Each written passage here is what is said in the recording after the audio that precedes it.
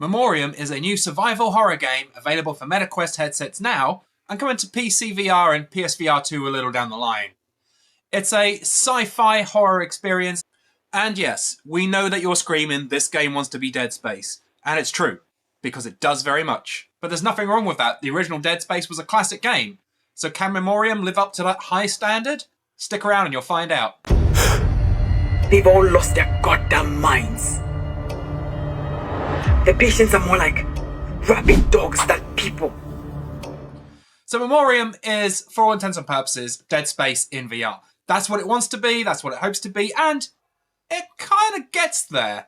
It's not got the AAA production values and the heavily refined mechanics of Dead Space. Simple things like the motion controls being a bit awkward and whatever else let it down. But by and large, Patient 8 Games, the developers behind this, are on the right track. So the game begins with some intro sequence about how planet Earth is dying, or is actually dead, and the human race sent off one ship into space to travel for over 100 years to reach another planet, and so on and so on. And it's typical sci-fi fare. There's nothing particularly special here. Some sort of virus or disease or mutation broke out, and people are now dead in space. And so, it's fairly well-trodden ground. But the game doesn't actually force it down your throat. A lot of the delivery is through audio logs, as you would expect from the modern era of gaming. So you can pick them up and listen to them if you feel so, or just not bother. There is a bit of personalization about the character, a bit of character development of the character you're playing, and these sequences are, they're okay. There's nothing special going on here.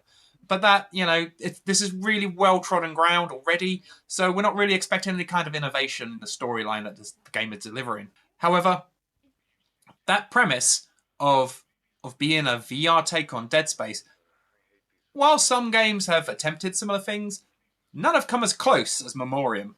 So you begin the game after your brief tutorial, which is very short. It's not going to get in the way of your enjoyment at all. You can sprint through it pretty quickly. And you begin the game on the space station, wandering around a deserted... It's empty. It's just, there's nothing. And as you progress, you'll begin to notice things like organic matter and blood trails and so on. And it's not too soon before all of this comes to a head, where you encounter your first enemy.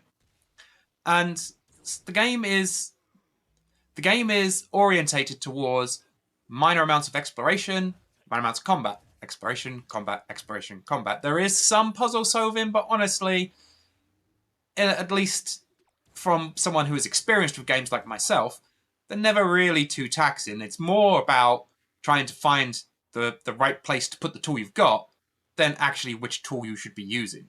And that is a key part of the game. You do have a lot of different equipment. In the footage that we're showing here, we're only showing the first, maybe half hour of the game in the footage in this video because we don't want to give out any spoilers. But right in this footage, you can see that you have a screwdriver tool.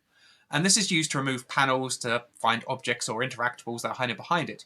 You have a basic pistol, which is, although it's limited in ammo in terms of you need to reload, it's not limited in terms of having to collect ammo for it. And this pistol acts as both a weapon and also an electric recharge device. So you can shoot objects in the world to activate them with electricity. And at the start of the game, a lot of the puzzles just revolve around these two elements. You do build up a catalogue of more and more items as you progress, which unlock more and more complicated puzzles, as you would imagine.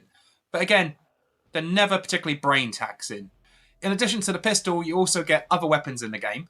The first one you will encounter is a shotgun. But these, I find, are quite unwieldy. And in fact, I've always found the pistol to be more reliable than some of the weapons that you get later in the game. They are severely limited in ammo, and the reload mechanism is very slow, and the enemies are not. And the way that the world is designed is often, through the vast majority of the game in fact, you are in small confined areas with enemies that do not hesitate to charge at you.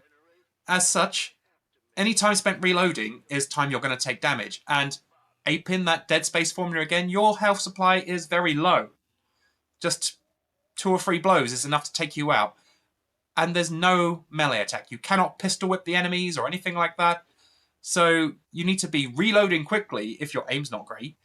and taking down the enemies before they get too close. So again, using a shotgun in which you have to load every shell individually and then pump the action before you take your shot is much slower than using your pistol, which has a simple auto reload mechanism and straight back in the action.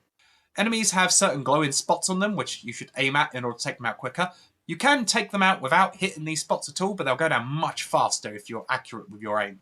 And the enemy variety, even from the start of the game, is quite good. They're mostly humanoid-style creatures that are coming at you, but they vary in the execution of their attacks, but not in their attack pattern. They will almost all come charging directly for you. And so you can be prepared with retreating and shooting, circle strafing and all that jazz. Although circle strafing is quite hard because, as I say, the environments are quite small. So the challenge really in Memoriam is the combat. There is an easy mode that you can play on, which is the narrative-driven part of the game. And, I mean, as I say, the narrative's nothing to write home about. But if you are finding the game too challenging, perhaps switch into that easier mode. It makes it less of a survival mode and more of an exploration mode. And the exploration of the game, it's not perfect, but it's pretty good. So the levels, the way they're structured, they do make you want to explore every nook and cranny and find all the items open, all the drawers, interact with all the computers, and generally explore the environment, which is great. However, early in the game, it tells you that blue lights signify that something is open, and orange ones can be interacted with in order to open them. Fine, this seems pretty formulaic and pretty standard stuff. But the levels are then littered with lots of blue and orange lights which are not remotely interactive or symbolise anything, they're simply set dressing. And I found this a really bizarre design choice. I'm not sure what the developers were thinking, muddying the waters in that way. Maybe it is making the game more immersive, thinking that I want to go and explore that cabinet. Oh, I can't, even though it had an orange light on it. I thought I could unlock that. I'm not really sure what was being aimed for here, but this is how the game plays. Aside from this minor infringement on the exploration, the level design is really good. It is genuinely really top tier stuff in terms of the exploration. In terms of the combat, we could have done with some wider spaces, surely. But in terms of exploration, although you're led along a linear path, you do want to check everything out. It's a great way of making you want to progress. And you do need that want to progress because the checkpointing system is a bit annoying. The backtracking that happens between checkpoints is quite lengthy at times. You'll often find that you'll get towards what would be the end of a section and die and end up traveling back several minutes and replaying an area that you're already very familiar with, knowing immediately which cabinets you can and can't open and how to solve puzzles and where you're going to face the next enemy. So Memoriam, as it stands, is a really good attempt at bringing Dead Space into VR. It nails the exploration and the level design is top tier stuff. The combat is reliable, if not outstanding. And the story, well, it's just there for the ride. So if you're looking for a sci-fi survival horror game like Dead Space in VR, then Memoriam is definitely worth checking out, especially as we're coming up to the spooky season now.